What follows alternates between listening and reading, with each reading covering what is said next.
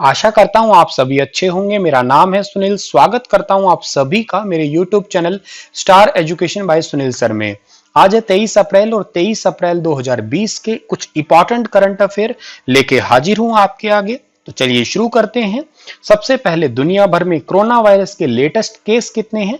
26,21,740 case हो चुके हैं और मरने वालों की संख्या 1,83,000 को भी क्रॉस कर चुकी है। हालांकि ठीक होने वालों की संख्या भी बढ़ी है, 7,14,905 लोग ठीक हुए हैं। सबसे ज्यादा दुनिया भर में अमेरिका के अंदर ही केस है, 8,37,719 और मरने वालों की संख्या 46,000 से भी ज्यादा। और टॉप 10 कंट्रीज की बात करता हूं तो ये रशिया तक है, ये टॉप 10 कंट्रीज है। चाइना अब 9वें स्थान के ऊपर आता है। और हमारे प्यारे भारत के अंदर के कंफर्म केस है 21,370 और मरने वालों की संख्या है 681। ठीक होने वालों की संख्या है 4,370। अभी तक भी लेटेस्ट या एक्टिव केस चल रहे हैं 16,319। सबसे ज्यादा महाराष्ट्र में, 2 पे गुजरात और 3 पे है अब दिल्ली। सबसे पहला हमारा क्वेश्चन है कि फेसबुक ने हाल ही में जियो में कितने परसेंटेज हिस्सेदारी खरीदने की घोषणा की है? तो अभी हाल ही में फेसबुक ने जियो के अंदर 9.99% जो है वो हिस्सेदारी खरीदने की घोषणा की है। ये हिस्सेदारी 43,574 करोड़ रुपए के निवेश की जो है वो घोषणा है, ये फेसबुक करेगा। और इस बड़ी डील के बाद में फेसबुक अब जियो की सबसे बड़ी शेयर होल्डर कंपनी बन जाएगी।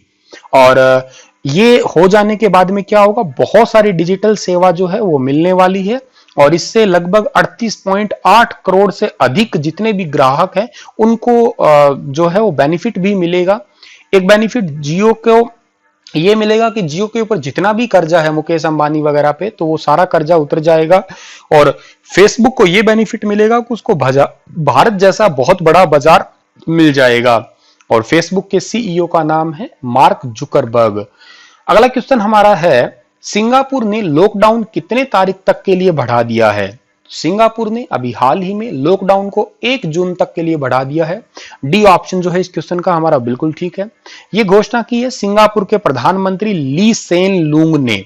ली सेन लुंग ने इस घोषणा को इसलिए किया क्योंकि सिंगापुर के अंदर केसेस जो है वो एक दिन के अंदर है वो 1100 से भी ज्यादा नए मामले आए हैं और ओवरऑल टोटल मामले लगभग 10,000 ही होने वाले हैं। पहले ये लॉकडाउन था 4 मई तक, अब इसको बढ़ा के 1 जून तक कर दिया गया है।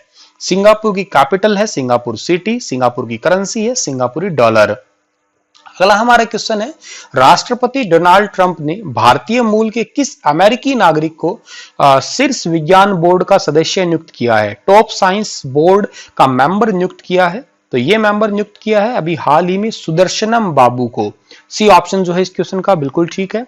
और ये सुदर्शनम बाबू जो है ये पीजीएस कॉलेज कोयम्बटूर से इंजीनियरिंग और आईआईटी मद्रास से मास्टर ऑफ टेक्नोलॉजी करने वाले हैं। और ऐसे ही करने वाले जो हैं भारतीय मूल के अमेरिकी नागरिक जो हैं इस सम्मान को पाने वाले ये तीसरे भारतीय अमेरिकी होंगे। इनसे पहले 2 औरों को भी ये सम्मान मिल चुका है। अमेरिका की बात करता हूं तो अमेरिका के राष्ट्रपति डोनाल्ड ट्रंप है और करेंसी जो है अमेरिकी डॉलर है और राजधानी वॉशिंगटन डीसी है। पृथ्वी दिवस कब मनाया जाता है? तो पृथ्वी दिवस हर साल मनाया जाता है 22 अप्रैल को। ए ऑप्शन जो है इस क्वेश्चन का हमारा बिल्कुल ठीक है। इस दिन की शुरुआत हुआ, इस दिन को सबसे पहले मनाया गया था 1970 के अंदर, 22 अप्रैल 1970 के दिन। और पृथ्वी के ऊपर पर्यावरण और से रिलेटेड चीजें या पृथ्वी के ऊपर जितनी भी जो आपदाएं वगैरह हो रही है इन सभी को मद्देनजर रखते हुए लोगों को जागरूक किया जाता है कि पर्यावरण को बचाया जाए। और इस बार का थीम है क्लाइमेट एक्शन और पिछली बार का थीम था प्रोटेक्ट आवर स्पेसेस। अगला जो हमारा क्वेश्चन है कि किसके नेतृत्व में ऑनलाइन कोच विकास कार्यक्रम की शुरुआत की गई है? ऑनलाइन कोच विकास कार्यक्रम की शुरुआत की गई है पुलेला गोपीचंद के नेतृत्व में। बी ऑप्शन जो है इस क्वेश्चन का हमारा वो बिल्कुल ठीक रहेगा। जो आपको फोटो में नजर आ रहे हैं यही है पुलेला गोपीचंद। ये हैदराबाद के रहने वाले हैं और ये जो कोर्स है ये 5 दिन चलेगा, 1 हफ्ते के अंदर टोटल 3 सप्ताह तक चलेगा। 8 मई तक ये कोर्स चलेगा। 39 इसके अंदर जो है वो विषय होंगे और सभी ट्रेनिंग दी जाएगी ऑनलाइन। ये एक महान खिलाड़ी के जो हैं वो कोच भी हैं। उस महान खिलाड़ी ने रियो ओलंपिक 2016 के अंदर जो है वो सिल्वर मेडल भी जीता था। तो उनका नाम क्या है, आप कमेंट सेक्शन में लिख के बता दीजिएगा मुझे। अगला हमारा सवाल है कि सीमा सड़क संगठन ने किस राज्य में सुबनसिरी नदी के ऊपर दापोरिजी में 430 फीट लंबा वैली पुल का उद्घाटन किया है? तो अभी हाल ही में सीमा सड़क संगठन यानी कि बीआरओ, बॉर्डर रोड ऑर्गेनाइजेशन ने दापोरिजो में 430 फीट लंबे वैली पुल का उद्घाटन किया है। यह पुल है अरुणाचल प्रदेश के अंदर। बी ऑप्शन जो है इस क्वेश्चन का हमारा वो बिल्कुल ठीक रहेगा। इस पुल बन जाने के बाद में बहुत सारे गांवों को जो है वो सामान ले जाने लाने में बेनिफिट होने वाला है। और अरुणाचल प्रदेश की बात करें तो मैप में देख लीजिएगा, ये है अरुणाचल प्रदेश। अरुणाचल प्रदेश की राजधानी ईटानगर है।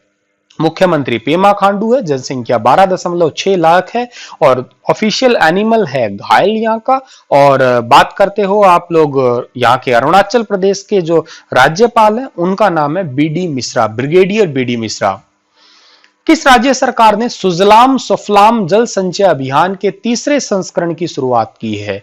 जो बच्चा यूपीएससी की प्रिपरेशन कर रहा है, आईएएस की प्रिपरेशन कर रहा है, उन बच्चों के लिए क्वेश्चन बहुत इंपॉर्टेंट है। प्लीज इसे काफी डिटेल से पढ़े। इसके ऊपर आर्टिकल भी लिखने को मिल सकता है, तुम्हें डिटेल से निबंध लेखन मिल सकता है। तो सुजलाम सुफलाम जल संचय अभियान जो है ये हाल ही में गुजरात ने शुरू किया है, तीसरा संस्करण। क्या होता है ये सुजलाम सुफलाम अभियान? बारिश के दिनों में बारिश का पानी इकट्ठा करने के लिए गड्ढे तैयार करना ही सुजलाम सुफलाम अभियान है। क्योंकि गुजरात जैसा राज्य जो है वो पानी से, गुजरात और महाराष्ट्र पानी की कमी से काफी ज्यादा जूझ रहा है, इस वजह से। और इसकी शुरुआत तो मुख्यमंत्री विजय भाई रूपाणी जो कि गुजरात के मुख्यमंत्री, उन्होंने खुद ने जेसीबी चला के शुरुआत की थी गुजरात के अंदर गड्ढे वगैरह बनाने की। ऐसा माना जा रहा है कि तकरीबन 23,553 लाख क्यूबिक जो फीट है वो पानी इकट्ठा कर लेंगे बारिश के दिनों में। गुजरात को राजधानी देखिए, गुजरात की राजधानी गांधीनगर है। गुजरात के मुख्यमंत्री विजय भाई रूपाणी है। गवर्नर आचार्य देवव्रत है। सर्वाधिक समुद्री तट सीमा लगने वाला राज्य भी गुजरात है। Which nation has launched its first ever military satellite into the orbit? कौन सा ऐसा देश है जिसने अपना पहला सैन्य सैटेलाइट जो है उसको लॉन्च किया है? तो पहला सैन्य सैटेलाइट लॉन्च करने वाला देश क्या नाम है? ईरान।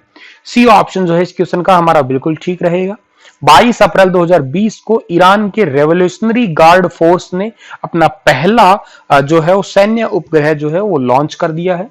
ईरान की बात करते हैं तो ईरान की राजधानी तेहरान है। ईरान के मुख्यमंत्री का नाम है हसन रूहानी। ईरान के जो कैपिटल है वो तेहरान होगी। करेंसी का नाम जो है ईरान का वो है ईरानी रियाल। जनसंख्या 8.18 करोड़ है। ईरान के अंदर एक बंदरगाह है, उस बंदरगाह का नाम है चाबहार बंदरगाह। ये आप याद रख लीजिएगा, जिसको डायरेक्ट ऑपरेट करते हैं, जिससे सरहद सामान आता है हमारे इंडिया के कांडला पोर्ट गुजरात और मुंबई पोर्ट के ऊपर भी। Which among of the following universities will start human trial of potential corona virus vaccine? ऐसी कौन सी यूनिवर्सिटी है जो मनुष्य के ऊपर कोरोना वायरस की वैक्सीन का जो है वो ट्रायल शुरू करने जा रहा है? तो ये है यूनाइटेड किंगडम यूके की यूनिवर्सिटी है जिसका नाम है ऑक्सफोर्ड यूनिवर्सिटी। ऑक्सफोर्ड यूनिवर्सिटी के अंदर 23 अप्रैल यानी कि आज ही से जो है ये ह्यूमन वैक्सीन पे या मनुष्य पे ट्रायल जो है कोरोना वायरस का स्टार्ट हो जाएगा। अगला जो हमारा क्वेश्चन है, what is the maximum punishment for the attacking health workers as per the new proposed amendment to Epidemic Disease Act 1987?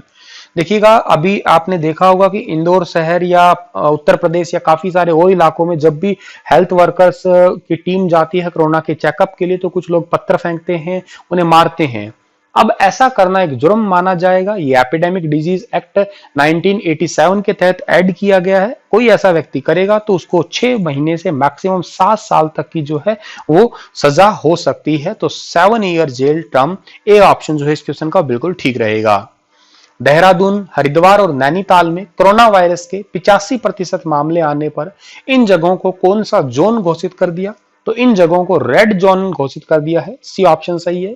Dehradun में एक मंसूरी पहाड़ी है जिसे पहाड़ियों की रानी भी कहते हैं। देहरादून के अंदर ही एक राजाजी नेशनल पार्क है। देहरादून में जिम कॉर्बेट नेशनल पार्क है जो कि भारत का सबसे पुराना नेशनल पार्क है, जिसका पुराना नाम क्या था और वो कौन से साल में स्थापित हुआ था, ये आप मुझे कमेंट सेक्शन में लिख के बता दीजिएगा। आगे बढ़ता हूं तो हाल ही में किस देश की सरकार ने सभी विदेशियों के प्रवेश पे रोक लगा दी है? अमेरिका ने ही रोक लगाई है सबसे ज्यादा केसेस बढ़ने के कारण।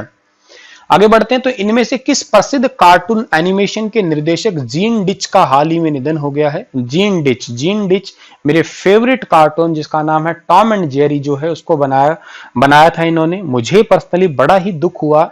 ये फोटो सच में एक भावुक करने वाली फोटो है, बड़ा ही जो है एक मनमोहक फोटो है। सीरियसली दिलों में बसता है ये टॉम एंड जेरी, और आपका भी मेरे ख्याल से काफी फेवरेट रहा होगा ये, या है भी। चलिएगा, इसी के साथ ये लेक्चर समाप्त होता है। आप हंसते रहना, मुस्कुराते रहना। कल फिर हाजिर होऊंगा कुछ लेटेस्ट अपडेट के साथ में। तब तक के लिए मुझे इजाजत दीजिएगा। चैनल सब्सक्राइब करना बिल्कुल ना भूले, लाइक कर दीजिएगा, कमेंट भी करिए।